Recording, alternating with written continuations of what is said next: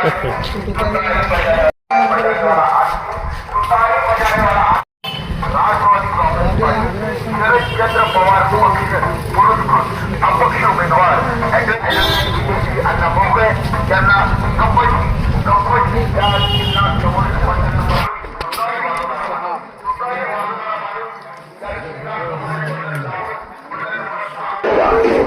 क्रमांक 1 है कि राष्ट्रवादी कांग्रेस पार्टी शरदचंद्र पवार अपक्ष उमेदवार विजयश्री अण्णा मोकळे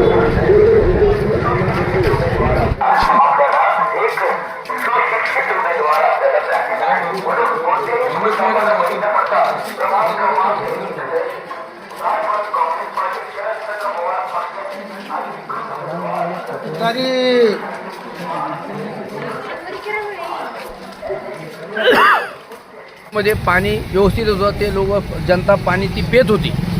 परंतु नगरपालिकेने इथं डम्पिंगचा जो चालू केलेला आहे कचरा डम्पिंगचा, तेव्हापासून पाण्यामध्ये बोरमध्ये किंवा विहिरीमध्ये पाणी घाणीत आहे, तो पिण्यालायक नाही आहे. त्याच्याकरता मी प्रथमतः हा एक जोराचा प्रश्न निर्माण करून जास्तीत जास्त आंदोलन मी त्या कचरा डम्पिंग इथून हटवण्याचा प्रयत्न करेन. कारण की त्या डम्पिंगमुळे लोकांच्या आरोग्याला धोका निर्माण आहे आणि फार वास येत आहे. 1-1 किलोमीटर 2-2 किलोमीटरपर्यंत तो वास जातो. त्या वासामुळे काय होतं, लोकांना व्यवस्थित बसता येत नाही किंवा श्वास घेता येत नाही किंवा जेवण देखील करता येत नाही, इतके हाल होते. त्यामुळे ते इथला कचरा डम्पिंग इथून कसा हलवता येईल ते मी प्रयत्न करेन. आणि त्यांनी जर नाही हलवलं तर मी पत्रव्यवहार करीन. पत्रव्यवहार करून किंवा सभागृहात आवाज उठीन. त्या सभागृहात जर त्यांनी नाही मानलं तर मी रस्ता रोको आंदोलन करीन. रस्ता रोको आंदोलन करण्यानंतर जरी नाही ऐकलं तरी मी बेमुदत उपोषण करील. माझ्या वार्डातील लोकांना बरोबर घेऊन बेमुदत आंदोलन करीन, उपोषण करीन. म्हणजे काय होईल, तो कचरा इथं हलवल्यानंतर लोकांना. आता एक शेवटचा प्रश्न आहे, म्हणजे या वयातही आपण एखादा युवकाप्रमाणे आम्ही म्हणजे मीडिया टीम आपल्या सोबत आहेत आणि आम्ही एका तासापासून आपल्या सोबत आहात, सोबत फिरत आहोत, पण एखादा युवकासारखे आपण चालत आहात. म्हणजे याचं रहस्य काय आणि शेवटी लोकांना काय संदेश द्याल? ते जो प्रश्न विचारला तो मला एक अतिशय आनंददायक वाटला. कारण की जर जितकं आपण चाललो तितकं आपण आपलं आयुष्य वाढत चालतं.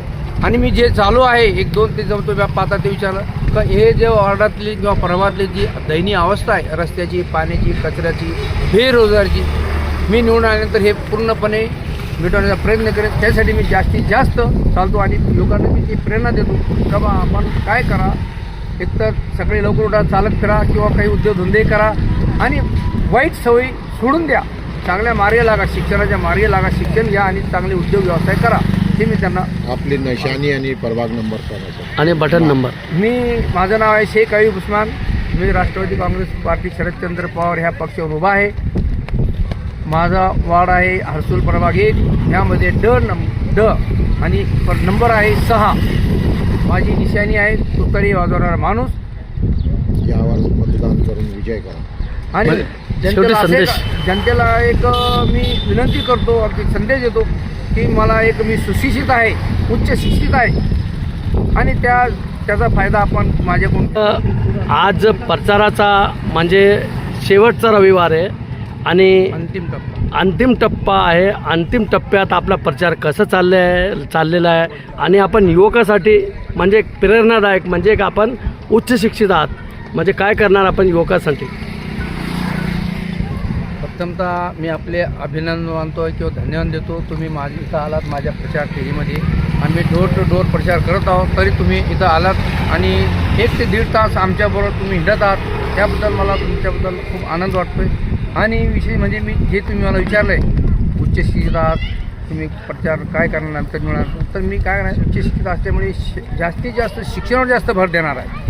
सभागृहात जर मी गेलो कदाचित जाणार 100% सभागृहात, तर तिथं मी शिक्षणावर जास्त जोर देणार आहे आणि शिक्षणाबद्दल जास्त प्रश्न विचारणार आणि शिक्षणासाठी काय करता येईल ते काम मी करणार आहे.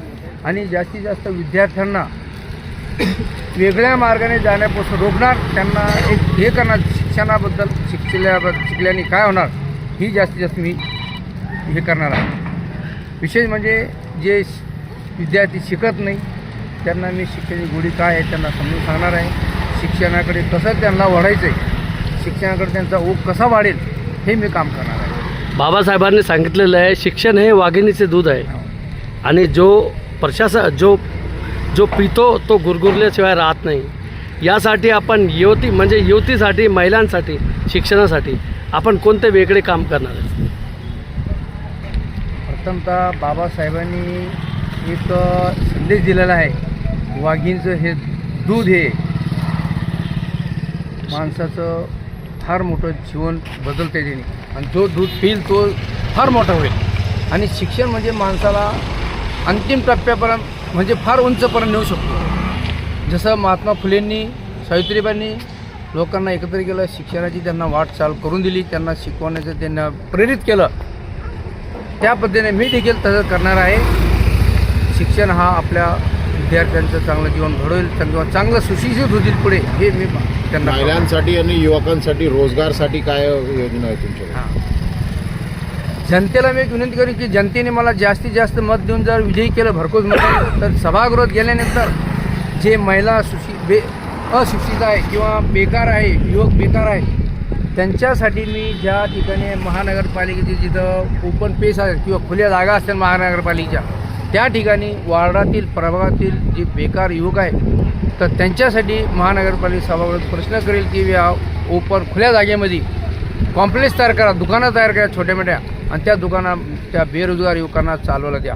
आणि त्या बी दुकानं फक्त वार्डातील किंवा आपला जे प्रभाग आहे ह्या प्रभागातील बेरोजगार युवकांनाच देण्यात यावा, बाहेरच्या वार्डातील देण्यात येऊ नये. मी हा प्रश्न निर्माण करणार आहे.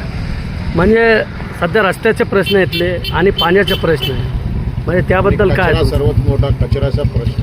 आता रस्ते खरोखर फार वाईट आहे. पावसाळ्यात तर लोकांना चालता येत नाही, कुठतरी गाड्या उभ्या कराव्या लागतात आणि पावसाळ्यात घरापर्यंत जाताना पावसाळ्यात चिखलामध्ये जावं लागतं. तर ते रस्ते मी जास्तीत जास्त जितक्या लवकर होईल तितक्या लवकर रस्ते तयार करण्यात येईल किंवा मी कॉर्पोरेशनमध्ये किंवा नगरपालिकेचा हा प्रश्न निर्माण करणार आहे का लोकांच्या रस्त्यांचा प्रश्न मिटवायला पाहिजे. आणि पाण्याचा प्रश्न जो आहे तो 15 दिवस 8 दिवस 20 दिवसानंतर